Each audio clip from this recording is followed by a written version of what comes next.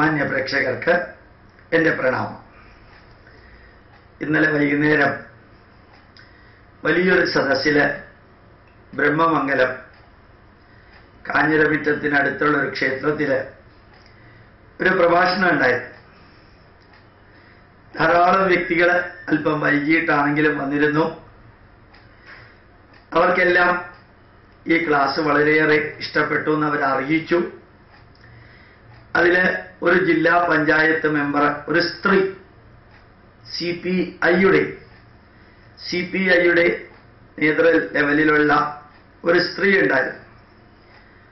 പ്രഭാഷണമെല്ലാം കഴിഞ്ഞ് ഞാൻ ഇറങ്ങി വന്നപ്പോൾ ധാരാളം വ്യക്തികൾ സന്തോഷം അറിയിച്ചു. ഇനിയും വരണം, ഇനിയും വരണം, എല്ലാ വർഷവും 1-2 പ്രാവശ്യമെങ്കിലും ഞങ്ങൾക്ക് ക്ലാസ് എടുക്കാൻ വരണമെന്ന് അറിയിച്ചു. വരാമെന്ന് അവരോടും പറഞ്ഞു. അപ്പൊ ഈ സ്ത്രീ ജില്ലാ പഞ്ചായത്ത് നേതാവിന്റെ അടുത്ത് വന്ന് പറഞ്ഞു, സാറ് പറഞ്ഞതെല്ലാം വളരെ വളരെ വളരെ സന്തോഷം തോന്നുന്ന കാര്യമാണ്, വളരെയധികം അഭിമാനം തോന്നുന്ന കാര്യമാണ്. പക്ഷേ അവസാനം സാർ ഒരു വരി പറഞ്ഞു, നമ്മുടെ ധർമ്മം 10,000 വർഷത്തെ പാരമ്പര്യമുള്ള ധർമ്മമാണ്. 1947 വരെ വിദേശികൾ, ഡച്ചുകാരും ഫ്രഞ്ചുകാരും പോർച്ചുഗീസുകാരും ഇംഗ്ലീഷുകാരും നമ്മളെ നശിപ്പിക്കാൻ ശ്രമിച്ചു. മതപരിവർത്തനത്തിലൂടെ ലക്ഷക്കണക്കിന് വ്യക്തികളെ മതം മാറ്റി. ഇപ്പോ നമ്മുടെ തന്നെ സർക്കാർ ഇവിടെ ഭരിക്കുമ്പോൾ പോലും അസാധാരണമാം വിധത്തില് മതപരിവർത്തനം നടക്കുന്നു. അതിനാരും എതിർക്കുന്നില്ല. ഓരോ ക്രിസ്ത്യാനിയും അവനവന്റെ മതം പ്രചരിപ്പിക്കാനും ഓരോ മുസ്ലിമും അവനവന്റെ മതം പ്രചരിപ്പിക്കാനുമായിട്ട് ശ്രമിക്കുമ്പോൾ ഇവിടുത്തെ രാഷ്ട്രീയ പാർട്ടിയിൽ ആർക്കും യാതൊരു വിഷമോ ദുഃഖമോ ഒന്നുമില്ല. പക്ഷേ ചതിയിലും വഞ്ചനയിലും പെട്ട അങ്ങോട്ട് പോയവരെ നമ്മൾ ധർമ്മത്തിന്റെ വെളിച്ചത്തില് തിരിച്ചു കൊണ്ടുവരാൻ ശ്രമിച്ചാല്, അതും ഗൂഢലക്ഷ്യത്തോടു കൂടിയല്ല, തുറന്ന അമ്പലങ്ങളിൽ പൂജ നടത്തി, ഗണപതി ഹോമം നടത്തി, തെളിവ് സഹിതം വെച്ചുകൊണ്ട് അവരുടെ പൂർണ്ണ മനസ്സോടുകൂടി അവരെ തിരിച്ചു കൊണ്ടുവരാൻ ശ്രമിക്കുമ്പോഴാണ് ഭയങ്കരമായിട്ടുള്ള പ്രതികരണം ഉണ്ടാവുന്നത്. ഇപ്പൊ ഹിന്ദുക്കള് ക്രിസ്ത്യാനികളായാൽ ആർക്കും വിഷമമില്ല. അവരെങ്ങാനും ഇങ്ങോട്ട് തിരിച്ചു വരാൻ തയ്യാറാണെങ്കിൽ സുപ്രീം കോടതി തിരിച്ചു വരുന്നതിനെ പൂർണ്ണമായ സംരക്ഷണത്തോടുകൂടി അംഗീകരിച്ചിട്ടും ഇവിടുത്തെ രാഷ്ട്രീയ നേതാക്കന്മാർക്ക്, ഒരു വിഭാഗത്തിൽപ്പെടുന്ന രാഷ്ട്രീയക്കാർക്ക് മൈനോറിറ്റി വോട്ട് ബാങ്കിനെ ലക്ഷ്യമിട്ട് മതേതരത്വം ഇതാണ് എന്ന് ധരിച്ച് ഒരു വശത്തേക്ക് മതം മാറാം, ഇങ്ങോട്ട് വരാൻ പാടില്ല എന്നുള്ളതാണ് മതേതരത്വം എന്ന് പറയുന്നത് നിങ്ങൾ എല്ലാവരും തിരിച്ചറിയണമെന്ന് സാറ് പറഞ്ഞത് അത് പല ആശങ്കകളും ഉണ്ടാക്കുന്നു എന്ന് CPIയിലെ സ്ത്രീ പറഞ്ഞു. ഞാൻ ചോദിച്ചു, എന്താ ആശങ്ക? ഇവിടുന്ന് അങ്ങോട്ട് പോകാമെങ്കിൽ അവിടുന്ന് ഇങ്ങോട്ട് വന്നൂടെ? ഇവിടുന്ന് അങ്ങോട്ട് പോകുന്നതിനെ ന്യായീകരിക്കുന്നവർക്ക് ഇങ്ങോട്ട് വരുന്നതിനെ എതിർക്കേണ്ട ആവശ്യം എന്താ ഉള്ളത്? പക്ഷേ അത് ഡേഞ്ചറസ് ആണ് സാറേ, അത് മതസൗഹാർദ്ദം തകർക്കും. ഞാൻ ചോദിച്ചു, ഇവിടുന്ന് അങ്ങോട്ട് പോകുമ്പോൾ മതസൗഹാർദ്ദം തകർക്കില്ലേ? ഹിന്ദുക്കൾ മിണ്ടാതിരിക്കുന്നത് കൊണ്ടാണോ തകരാത്തത്? അങ്ങനെയാണെങ്കിൽ അതങ്ങ് നിർത്താനും ഹിന്ദുക്കൾക്ക് അറിയാലോ. വേണ്ടതെടുത്തിട്ട് വേണ്ടതുപോലെ കൈകാര്യം ചെയ്താൽ പ്രശ്നം ഉണ്ടാവില്ലല്ലോ. അപ്പൊ നിങ്ങൾക്ക് ആശങ്ക ഉണ്ടാവില്ലല്ലോ. അപ്പൊ അവർ പറഞ്ഞു, കുറെ അധികം ഹിന്ദുക്കൾ മതം മാറുന്നുണ്ട്, അത് അവരുടെ സ്വാതന്ത്ര്യമാണ്. ഞാൻ പറഞ്ഞു, അത്ര സ്വാതന്ത്ര്യമുള്ളവർ ഇങ്ങോട്ട് വരാനേ പറയുന്നുള്ളൂ, അല്ലാണ്ട് കയ്യും കാലും കെട്ടിയിട്ടൊന്നും ഇങ്ങോട്ട് കൊണ്ടുവരുന്നില്ലല്ലോ. അപ്പൊ എനിക്ക് കുറെ സംശയമുണ്ട് സാറിനോട് ചോദിക്കാൻ. ഞാൻ പറഞ്ഞു, 1-2 വരി ചോദിക്കുകയാണെങ്കിൽ ഉത്തരം പറയാം. അപ്പൊ ഇനി എനിക്ക് സംശയമുള്ളത്. ഞാൻ പറഞ്ഞു, ആശങ്ക എങ്ങനെയാ സംശയമായി മാറിയത്? അറിയാൻ ആഗ്രഹിക്കുന്നവർക്കല്ലേ സംശയം ഉണ്ടാവുള്ളൂ. ആശങ്ക അവനവന്റെ വോട്ട് പോവോ എന്നുള്ളതല്ലേ. ആ വോട്ട് പോവോ എന്നുള്ള ആശങ്കയ്ക്ക് ഞാൻ എന്തിനാ ഉത്തരം പറയാൻ പോകുന്നത്? മാത്രമല്ല, നിങ്ങൾക്ക് എന്തെങ്കിലുമൊക്കെ സംശയം ഉണ്ടെങ്കിൽ ആ സംശയം തീർക്കേണ്ട ഉത്തരവാദിത്വം എനിക്കല്ലല്ലോ. നിങ്ങളുടെ സംശയം ഒന്ന് മാത്രമാണ്, അങ്ങോട്ട് അനുവദിക്കണം, ഇങ്ങോട്ട് അനുവദിക്കരുത്, അത് ന്യായീകരിച്ചുകൂടെ എന്ന് എന്നോട് ചോദിച്ചാല് എനിക്ക് ഉത്തരം ഒന്നേ നേരത്തെ പറഞ്ഞതേ ഉള്ളൂ. നിങ്ങളെ പോലെ ഉള്ളവരാണ് ഇവിടെ ഈ മതകലഹം ഉണ്ടാക്കാൻ ഏറ്റവും അധികം മുമ്പിൽ വരുന്നത്. ആലോചിച്ച് നോക്കാം, ഈ സൂസവാക്യവും ഈ ആലഞ്ചേരിയും ഈ ബിഷപ്പുമാരും രോഗശാന്തി ശുശ്രൂഷ, ദൈവിക ശുശ്രൂഷ, മുടന്തൻ നടക്കുന്നു, ബധിരൻ കേൾക്കുന്നു, മൂകൻ ഒച്ചയെടുക്കുന്നു എന്നെല്ലാം പറഞ്ഞ് നടത്തുന്ന ഈ തനി കൂത്തരങ്ങുകള് അതൊന്നും നിങ്ങൾക്ക് ആർക്കും ഒരു പ്രശ്നമില്ല. അതിനൊക്കെ നിങ്ങൾ ന്യായീകരിക്കുകയോ സൈലന്റ് ആയിട്ടിരിക്കുകയോ ചെയ്യുന്നു. ഹൈന്ദവ ജനത പാർട്ടിയുടെ ഭാരവാഹിത്വം എടുക്കണമെങ്കിൽ അമ്പലത്തിൽ പോകരുത്, ഭാഗവതം വായിക്കരുത്, ആത്മീയതയിൽ പങ്കെടുക്കരുത്, വീട്ടിൽ ഗ്രഹപ്രവേശം നടത്തരുത്. ക്രിസ്ത്യാനികൾക്കും മുസ്ലിങ്ങൾക്കും അതൊക്കെ ആവാം, നമുക്കൊന്നും അത് പാടില്ല. ഇത് എവിടുത്തെ നിയമമാണ്? ഈ നാട്ടിൽ പ്രശ്നം ഉണ്ടാക്കുന്നത് നിങ്ങളാണ്, നിങ്ങളുടെ മനസ്സിലെ വിഷമാണ് ഈ നിങ്ങൾക്ക് ആശങ്ക ഉണ്ടാവാൻ കാരണം.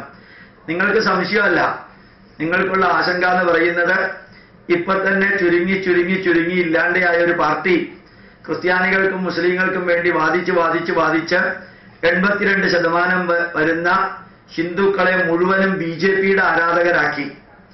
ഞാൻ ഗർവാപസി എന്നൊരു വാക്ക് ഉപയോഗിച്ചിട്ടില്ല.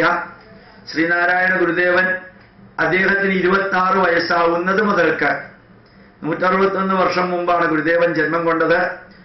136 വർഷങ്ങൾക്ക് മുമ്പ് മുതൽക്ക് ഗുരുദേവൻ ഹിന്ദു സമുദായത്തിൽ നിന്ന് മതം മാറിയവരെ തിരിച്ചു കൊണ്ടുവന്നിരുന്നു. അത് ഇന്നോ ഇന്നലെയോ അല്ല. മാത്രമല്ല, കൃഷ്ണനാശാൻ എന്ന് പറയുന്ന ഒരു വ്യക്തിയെ, ഈ മതപരിവർത്തനം ചെയ്തവരെ തിരിച്ചു കൊണ്ടുവരാൻ ശ്രീനാരായണ ഗുരുദേവനും നീലകണ്ഠപിള്ള എന്ന വ്യക്തിയെ ചട്ടമ്പി സ്വാമികളും ഒരുമിച്ചാണ് പഠിപ്പിച്ചത്. എന്നിട്ട് കൃഷ്ണനാശാനെ നോക്കി നാരായണ ഗുരു പറയുകയും ചെയ്തു, ഈ കൃഷ്ണൻ ഇല്ലായിരുന്നു എങ്കിൽ നമ്മളെല്ലാം ക്രിസ്ത്യാനികളാക്കി പോകുമായിരുന്നു എന്ന്. അപ്പൊ ശ്രീനാരായണ ഗുരുദേവൻ തുടങ്ങിയതാണ് ഈ തിരിച്ചു കൊണ്ടുവരല്. കാശ്മീരിലെ ജമ്മുവിലെ മുഴുവനും തിരിച്ചു വന്നവരാണ്. അതുപോലെ മൈസൂരിലെ മുസ്ലിങ്ങളിലെ ഭൂരിഭാഗവും തിരിച്ച് ഹിന്ദുക്കളായി വന്നതാണ് ടിപ്പു സുൽത്താന് ശേഷം ഒടയറുടെ നേതൃത്വത്തില്. അപ്പൊ ഇത് ഇന്നോ ഇന്നലെയോ തുടങ്ങിയതാണോ? ഗർഭാപസി എന്ന വാക്ക് നിങ്ങൾ എന്തിനാ ഉപയോഗിക്കുന്നത്? ഞാനത് ഉപയോഗിച്ചില്ലല്ലോ. ഞാൻ അവരോട് പറഞ്ഞു, ഞാനത് ഉപയോഗിച്ചു എന്നുള്ള രീതിയിലാക്കി. ഞാൻ പണ്ടുള്ളവർ ചെയ്ത അങ്ങോട്ട് പോവാൻ സ്വാതന്ത്ര്യമുണ്ടെങ്കിൽ ഇങ്ങോട്ട് വരാനും സ്വാതന്ത്ര്യമുണ്ടെന്നല്ലേ പറഞ്ഞുള്ളൂ. അത് പ്രോത്സാഹിപ്പിക്കണമെന്നല്ലേ പറഞ്ഞുള്ളൂ.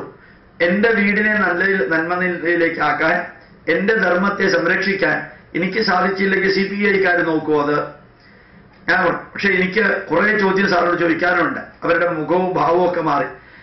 നിങ്ങൾ ചോദിക്കുന്ന ചോദ്യങ്ങൾക്കൊക്കെ ഉത്തരം പറയേണ്ട ഒരു ബാധ്യത എനിക്കില്ല. ഒരു 25 പ്രാവശ്യം അമ്മച്ചി പറഞ്ഞു, സാറിനെ പോലെ പണ്ഡിതനായ ഒരു വ്യക്തി ഞങ്ങളുടെ എല്ലാവരുടെയും സംശയം തീർക്കേണ്ട ഉത്തരവാദിത്വം ഉണ്ടെന്ന്. നിങ്ങൾക്ക് സംശയമല്ല, നിങ്ങൾക്ക് ആശങ്കയാ. നിങ്ങളുടെ കസേര പോകുമെന്നുള്ള ആശങ്കയാ. അതിന് ഞാനാണ് ഉത്തരവാദി. നിങ്ങളുടെ കസേര പോകുന്ന മാത്രമല്ല, നിങ്ങളുടെ കസേര പോകണം. കാരണം 82% വരുന്ന ഭൂരിഭാഗത്തെ അവഹേളിച്ചും അപകീർത്തിപ്പെടുത്തിയും നിരാകരിച്ചും നിഷേധിച്ചും പുച്ഛിച്ചും 18% കഷ്ടിച്ചു വരുന്നവരെ പ്രോത്സാഹിപ്പിച്ചും അവർക്ക് വേണ്ടി വാദിച്ചും ദിവസങ്ങളോളം പാർലമെന്റ് സ്തംഭിപ്പിക്കുകയും കൂടി ചെയ്ത നിങ്ങളുടെ കസേര പോകല് ഒരു ആജന്മ ലക്ഷ്യവും കൂടിയാണ്. ഞാൻ BJP-കാരനുമല്ല, RSS-കാരനുമല്ല, കോൺഗ്രസ്സുകാരനുമല്ല, CPM-കാരനുമല്ല. ഞാനൊരു ഹിന്ദുവാ. ഒരു 100 ജന്മം ഉണ്ടെങ്കിൽ 100 ജന്മവും ഹിന്ദുവായിട്ട് അഭിമാനത്തോടുകൂടി ലോകാ സമസ്ത സുഖിനോ ഭവന്തു എന്ന് പ്രാർത്ഥിച്ച അതേ ഹിന്ദുവായി ജീവിക്കണമെന്ന് എനിക്ക് ആഗ്രഹമുണ്ട്.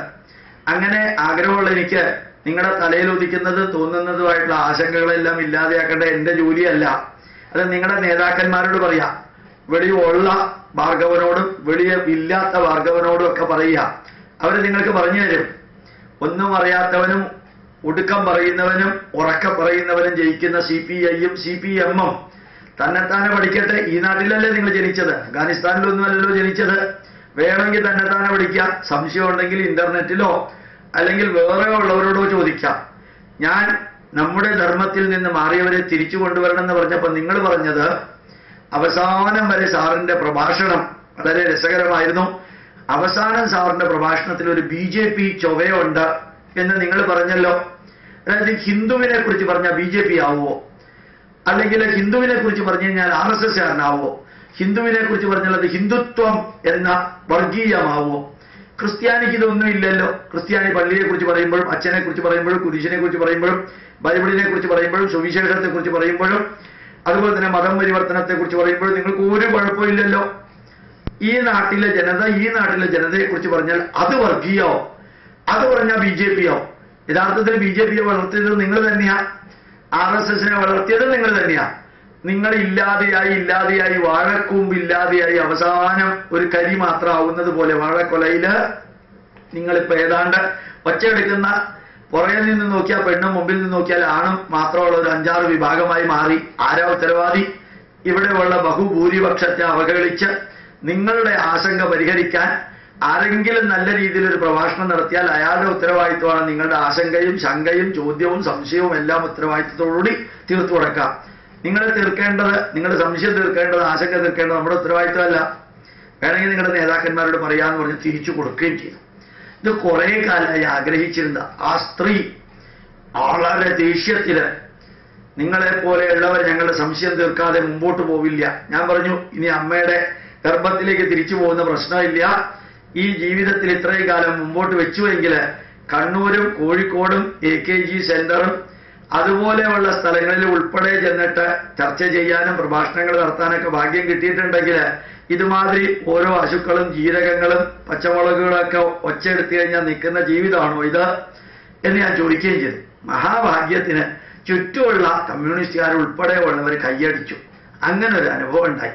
സന്തോഷം തോന്നിയത് കൊണ്ടാണ് ഇത് നിങ്ങളുടെ മുമ്പിൽ വെക്കണമെന്ന് വിചാരിച്ചത്. കാഞ്ഞിരമിറ്റത്ത് ഇന്നലെ വൈകുന്നേരം ഏതാണ്ട് ഈ സമയത്ത് ആണ് നടന്നതെന്ന് പറയുന്നു.